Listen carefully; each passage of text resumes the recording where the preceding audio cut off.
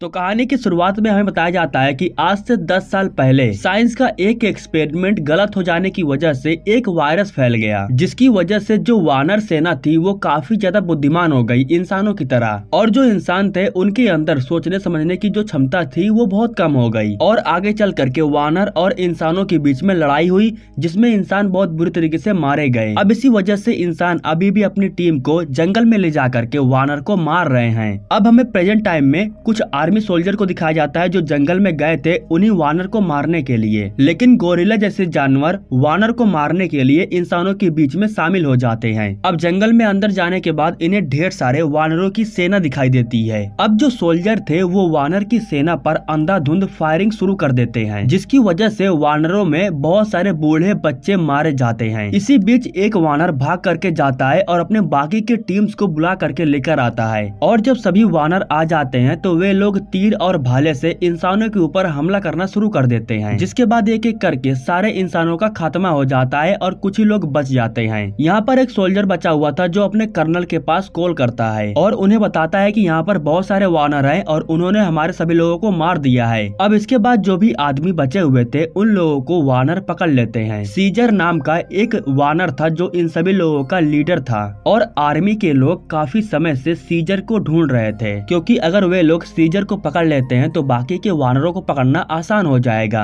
अब यहाँ पर जो मोरिस था वो सीजर को बताता है कि हमारे 47 बच्चे मारे गए। अब यह सुनने के बाद सीजर इंसानों के ऊपर बहुत गुस्सा हो जाता है और वो इंसानों से कहता है कि हमने इस लड़ाई को शुरू नहीं किया था, जिसने इस लड़ाई को शुरू किया था वो हमारा दूसरा लीडर कोबा था। वो बिल्कुल हमारे जैसा था, लेकिन फिर भी मैंने उसे मार दिया ताकि वो इंसानों पर हमला न करे, और तुम लोगों को लगता है कि हम इंसानों को मार रहे हैं। यह कहने के बाद सीजर बचे हुए इंसानों को उनके घोड़े के साथ बांध देता है और उनसे कहता है कि जा करके अपने कर्नल से कहना कि वो हमारे लिए जंगल को छोड़ दे, हमें लड़ाई झगड़ा नहीं करना है, हम बस शांति चाहते हैं। अब वो इंसानों को छोड़ तो देता है, लेकिन अब उन लोगों को सीजर के बारे में मालूम चल जाता है, इसलिए मोरिस उससे कहता है कि हमें इस जगह को खाली करके कहीं और चले जाना चाहिए, क्योंकि अब यहाँ पर बहुत ही ज्यादा खतरा है। तभी यहाँ पर सीजर के दोनों बेटे आते हैं जो नई जगह को ढूंढने के लिए गए थे। सीजर अपने बच्चों से बहुत खुश था और उन्हें लेकर के अंदर गुफा में जाता है। यहाँ पर हम सीजर के माता पिता और उसकी बीवी को देखते हैं। ये सभी लोग यहाँ पर बैठ करके नई जगह के बारे में बातचीत कर रहे थे। कोई कह रहा था कि हमें इसी वक्त इस जगह से छोड़ करके चले जाना चाहिए, तो किसी का कहना था कि हमें रात भर इंतजार कर लेना चाहिए। सीजर को भी लगता है कि हमें आज रात रुकना चाहिए, कल सुबह हम नई जगह के लिए निकल जाएंगे। तो इसके बाद सभी लोग जाकर के सो जाते हैं, लेकिन सीजर नहीं सोता है, और तभी झरनों के सामने उसे कुछ लाइटें दिखाई देती है।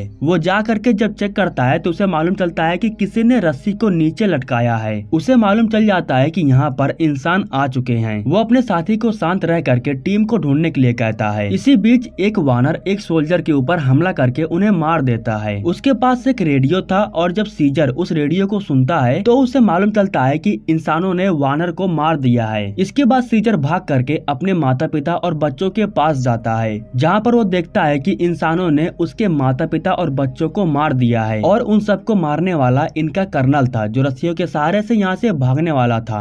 लेकिन भागने से पहले वो सीजर के ऊपर लगातार फायरिंग करता है। इसके बाद वो भागता है, लेकिन अपने परिवार की ऐसी हालत देख करके सीजर को बहुत ज्यादा गुस्सा आता है और वो जा करके कर्नल को मारने वाला था, लेकिन वो जोश में होश खो बैठता है और उससे बहुत बड़ी गलती हो जाती है। जिस रस्सी पर वो लटका हुआ था तो कर्नल उसे काट देता है और वो नीचे गिर जाता है। अब जो इंसान थे वो इनके बहुत सारे लोगों को मार दिए थे और बहुत सारे लोगों को अपने साथ लेकर के चले गए थे। सीजर ये फैसला करता है कि चाहे कुछ भी हो जाए वो अपने लोगों को बचा करके वापस जंगल में लेकर आएगा। यहाँ पर सीजर को एक बात से खुशी मिलती है कि उसका जो छोटा बेटा था वो छुपा हुआ था, यानी कि उसकी जान बच जाती है। अब अगले दिन सुबह हो जाने के बाद जो लोग बचे हुए थे वे लोग नई जगह को ढूंढने के लिए जा रहे थे, लेकिन सीजर कहता है कि मैं अकेले जा करके सबसे पहले अपने लोगों को वापस लेकर आऊंगा। दरअसल इंसान सीजर की बीवी को भी अपने साथ उठा ले गए थे, इसलिए वो जा करके अपनी बीवी के साथ बाकी सभी लोगों को वापस लेकर आना चाहता था। ये लड़ाई उसकी अकेले की थी, इसलिए वो अकेले ही जाना चाहता था, लेकिन उसके कुछ दोस्त जैसे कि मोरिस और बाकी के लोग उसे अकेले नहीं जाने देते हैं। वे लोग सीजर के पास आते हैं और उससे कहते हैं कि तुम्हें हमारी जरूरत पड़ेगी। इसके बाद ये लोग साथ में आगे जाते हैं, जहाँ पर इन्हें एक छोटे छोटे घर दिखाई देते हैं। जब ये लोग वहाँ पर पहुँचते हैं तो तभी अचानक से इनके सामने एक इंसान आ जाता है। वो इंसान बहुत ही चालाकी से इन लोगों को मारने की कोशिश कर रहा था, लेकिन सीजर उसे ही मार देता है। तभी इन लोगों को अचानक घर के अंदर कुछ गिरने की आवाज सुनाई देती है, जिसके बाद जब ये सभी लोग भाग करके कमरे के अंदर जाते हैं तो इन्हें यहाँ पर एक बच्ची लेटी हुई दिखाई देती है। वो बच्ची बहुत छोटी थी और बहुत डरी हुई थी। मोरिस उसके पास जाता है और उसे एक छोटा सा गुड्डा देता है, जिससे बच्ची को मालूम चल जाता है कि ये लोग उसे नुकसान नहीं पहुंचाएंगे। वो बच्ची मोरिस से कुछ बोलने की कोशिश कर रही थी, लेकिन सिर्फ उसके होठ बोल रहे थे। उसके मुंह में से आवाज नहीं आ रही थी क्योंकि वो बोल नहीं सकती थी। अब इसके बाद जब ये लोग यहाँ से जाने लगते हैं तो मोरिस सीजर को बताता है कि वो बच्ची यहाँ पर अकेली है, वो यहाँ पर अकेली नहीं रह पाएगी, वो मर जाएगी। हालांकि सीजर उससे कहता है कि हम उसे साथ नहीं ले जा सकते हैं क्योंकि बहुत खतरा है, लेकिन मोरिस फिर भी उसे अपने साथ लेकर जाता है। कुछ दूर आगे जाने के बाद इन लोगों को इंसानों का एक छोटा सा कैंप दिखाई देता है। यहाँ पर इनको इनका एक साथी दिखाई देता है जो विंटर था और इंसानों के साथ मिला हुआ था। इन लोगों को मजबूरन इंसानों के साथ रहना पड़ रहा था। सीजर अपने लोगों के साथ अंदर विंटर से मिलने के लिए जाता है और उससे पूछता है कि आखिर कर्नल कहाँ पर है और उन्होंने बाकी के लोगों को कहाँ पर रखा है। तो वो बताता है कि वानरों को जहाँ पर रखा गया है वहाँ पर बाकी के सोल्जर कल जाने वाले हैं। सीजर कहता है कि वो जगह कहाँ पर है, तो विंटर बताता है कि मुझे इसके बारे में नहीं मालूम है। लेकिन अगले दिन जब सुबह हो जाती है तो ये लोग देखते हैं कि सभी सोल्जर कहीं पर जा रहे थे, जिसके बाद ये लोग भी उन सोल्जर का पीछा करते हैं और उनके पीछे पीछे जाते हैं।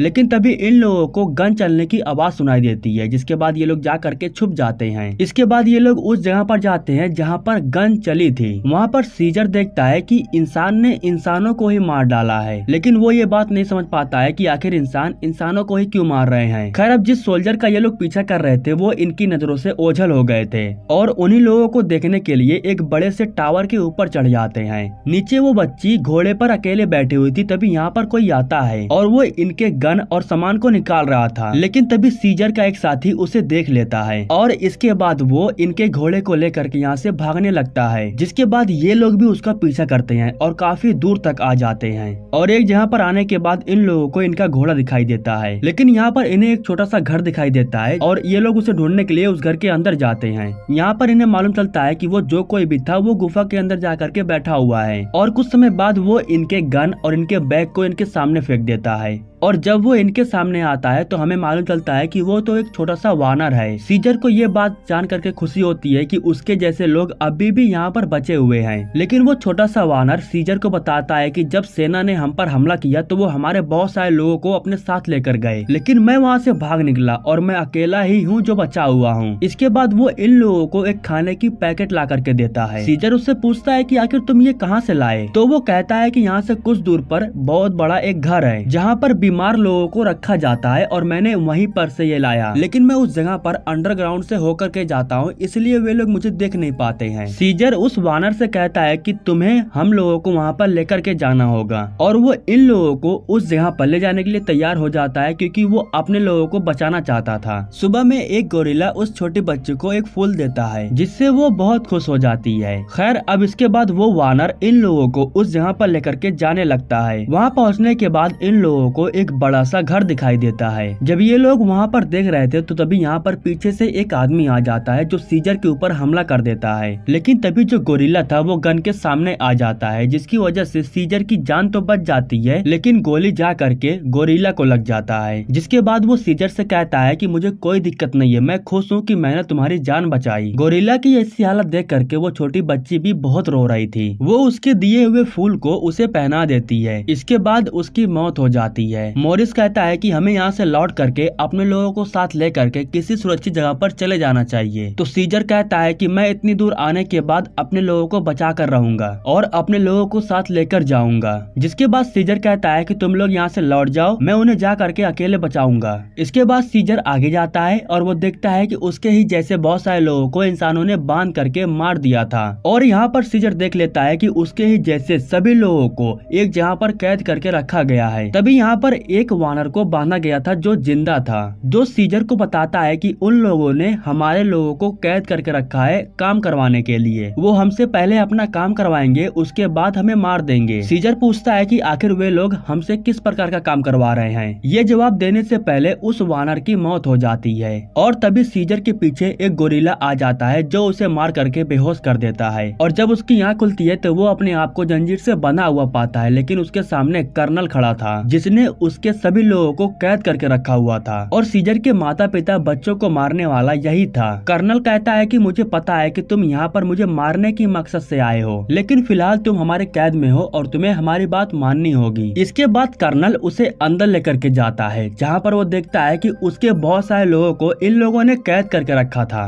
उसके बीवी, बच्चे और बाकी के जो लोग थे यहाँ पर कैद थे। इसके बाद सीजर को भी ला करके वानरों के बीच में बांध दिया जाता है। और अगले दिन जब सुबह हो जाती है तो कर्नल के बहुत सारे लोग एक जगह पर इकट्ठा होते हैं और सभी लोग वानर को मार करके बाहर लेकर के जाते हैं और उनसे काम करवा रहे थे। सीजर की बीवी उसके पास थी और वो उससे पूछता है कि आखिर ये लोग बड़ी सी दीवार क्यों खड़ी कर रहे हैं। तो वो कहती है कि मुझे भी इसके बारे में नहीं मालूम है। खैर, जब यहाँ पर काम चल रहा था तो एक चिंपांजी के हाथ से रस्सी छूट जाती है और सभी लोग नीचे गिर जाते हैं और जो थोड़ा सा काम बना हुआ था वो बिगड़ जाता है। अब उस चिंपांजी से गलती तो हुई थी, इसलिए एक गोरिल्ला आ करके उसके ऊपर कोड़े बरसाने लगता है। उसे मारता देख सीजर बर्दाश्त नहीं कर पाता है और वो उसे रुकने के लिए कहता है। यह सुनने के बाद सीजर के जितने भी लोग थे वे सभी लोग सीजर के साइड हो जाते हैं और काम करने से मना कर देते हैं। लेकिन अब इससे कर्नल को नुकसान हो रहा था, जिसके बाद उसके लोग सीजर को पकड़ करके लाते हैं और उसके ऊपर कोड़े बरसाते हैं और उसे तब तक मारते हैं जब तक वो नीचे नहीं गिर जाता है। इसके बाद वो सीजर से कहता है कि अपने लोगों से कहो कि काम को शुरू करें, वरना वो उसे गोली से शूट कर देगा। अब उसे बचाने के लिए सबसे पहले उसकी बीवी पत्थर को उठा लेती है और उसके साथ बाकी के लोग भी काम को करना शुरू कर देते हैं। इसके बाद हम मोरिस को देखते हैं जो लौट करके वापस नहीं गए थे, बल्कि इन लोगों के ऊपर नजर रख रहा था। और ये लोग फैसला करते हैं कि ये लोग किसी भी हाल में सीजर और बाकी के लोगों को बचा करके रहेंगे। रात के समय में कर्नल सीजर से बात करने के लिए उसे अपने पास बुलाता है। वो सीजर से कहता है कि सबसे पहले तुम्हारे ही लोगों ने इंसानों के साथ लड़ाई शुरू किया है। हम तुम्हारी आबादी को इसलिए खत्म करना चाहते हैं क्योंकि इंसान भी उस वायरस की वजह से तुम्हारे जैसे ही बनते जा रहे हैं और एक समय ऐसा आ जाएगा कि तुम्हारे जैसे लोग इंसानों पर हुकूमत करेंगे। तुम्हारे ही लोगों ने मेरे बेटे और मेरी बीवी को जान से मार दिया था। मेरा एक छोटा सा बेटा था जो एक समय पर बिल्कुल तुम्हारे जैसा ही बन गया था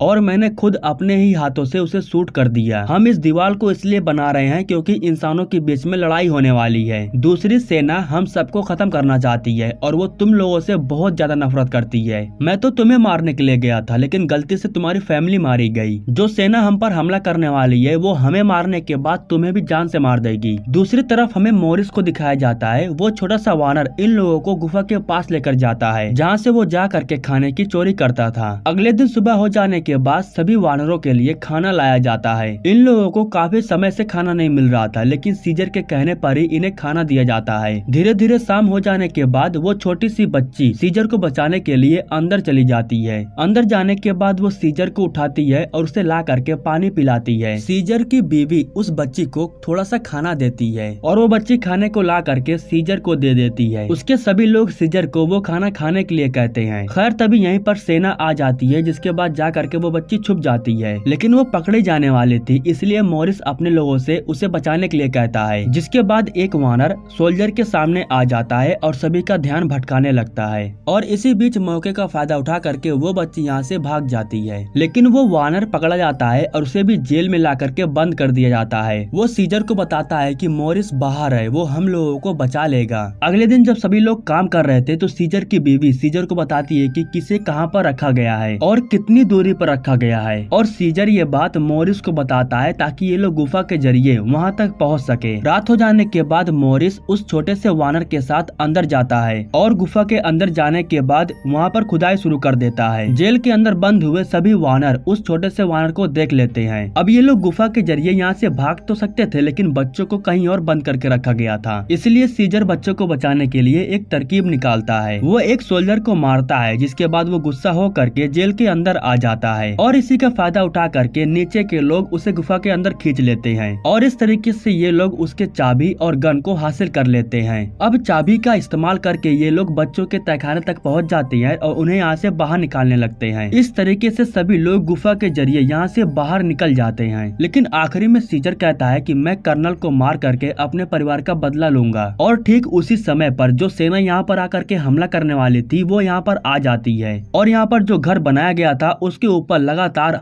अंधाधुंध फायरिंग करने शुरू कर देती है। जब सोल्जर फाइट करने के लिए उठते हैं तो उन्हें मालूम चलता है कि सभी वानर यहाँ से भाग चुके हैं। इसके बाद हम सीजर को देखते हैं जो कर्नल को मारने के लिए ऊपर आ गया था, जहाँ वो देखता है कि कर्नल की हालत पहले से ही बहुत खराब हो गई है, वो एक वानर बन रहा है। इसीलिए कर्नल खुद सीजर के हाथों से गन लेकर के अपने आप को शूट कर लेता है। इंसानों से लड़ते हुए सुबह हो जाती है। तभी यहाँ पर एक सोल्जर वानर को भागता हुआ देखता है और वो उनके ऊपर ही अंधाधुंध फायरिंग शुरू कर देता है। उसे रोकने के लिए सीजर जा करके ऑयल टैंक के पास बम फेंक देता है। उस बम की वजह से आसपास का पूरा एरिया ब्लास्ट हो जाता है, लेकिन इस बीच सीजर भी बहुत बुरी तरीके से जख्मी हो जाता है। अब बचे हुए जो वानर थे वो यहाँ से निकल करके भाग रहे थे, लेकिन तभी सीजर देखता है कि इनके सामने से बहुत ही बड़ा बर्फ का तूफान आ रहा था। वो तूफान बहुत ही बड़ा था जिसकी वजह से यहाँ पर सब कुछ बर्बाद हो रहा था। जो सेना यहाँ पर फाइट करने के लिए आई थी वो तो उसी तूफान में ही मारी जाती है, लेकिन जो सभी वानर थे वो बचे हुए थे क्योंकि वे लोग पेड़ों के ऊपर जा करके चढ़ गए थे। इसी वजह से सभी लोगों की जान बच जाती है और इसके बाद सभी वानर मिल करके वापस अपने जंगल की तरफ जाने लगते हैं। अपने लोगों को बचा करके सीजर बहुत खुश था, लेकिन इस लड़ाई के बीच में सीजर बहुत ही बुरी तरीके से घायल हो चुका था और आखिरी समय पर वो हमेशा के लिए अपनी आंखों को बंद कर लेता है। और इसी के साथ ये कहानी यहीं पर समाप्त हो जाती है। दोस्तों, हमारे YouTube चैनल को सब्सक्राइब करने के लिए आपको दिल से शुक्रिया।